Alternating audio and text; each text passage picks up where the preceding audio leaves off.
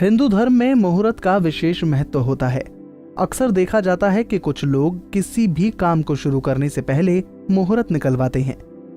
माना जाता है कि हर काम के लिए कोई ना कोई शुभ समय होता है। यही कारण है कि मुहूर्त निकलवाया जाता है। रात्रि के अंतिम पहर के तत्काल बाद के समय को ब्रह्म मुहूर्त कहते हैं। हमारे ऋषि मुनियों ने इस मुहूर्त का विशेष महत्व बताया है। ज्योतिषियों के मुताबिक 24 घंटे में 30 मुहूर्त होते हैं। सूर्योदय के पहले 2 मुहूर्त होते हैं। पहला मुहूर्त विष्णु मुहूर्त होता है, तो वहीं दूसरा मुहूर्त ब्रह्म मुहूर्त कहलाता है। क्या होता है मुहूर्त?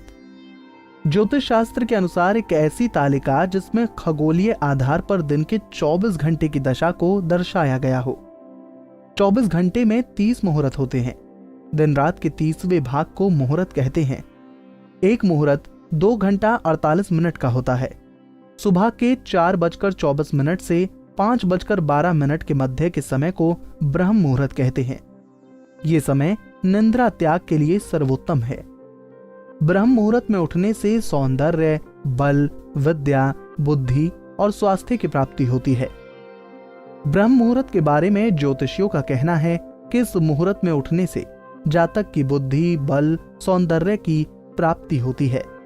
वाल्मीकि रामायण के अनुसार श्री हनुमान ब्रह्म मुहूर्त में ही अशोक वाटिका पहुंचे, जहां उन्होंने वेद मंत्रों का पाठ करते हुए माता सीता को सुना।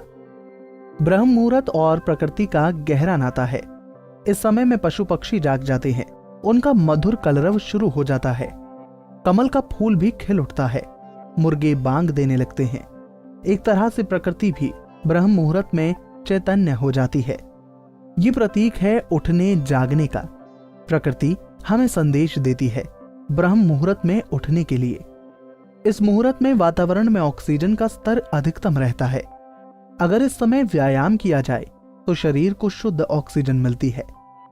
फेफड़ों की शक्ति बढ़ती है, जिससे रक्त शुद्ध होता है।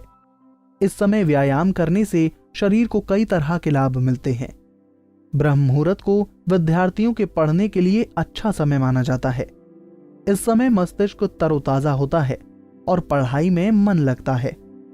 इस समय मन में शांति होने के कारण मन में किसी तरह के दूसरे विचार नहीं आते, जिससे एकाग्रता से पढ़ाई कर सकते हैं।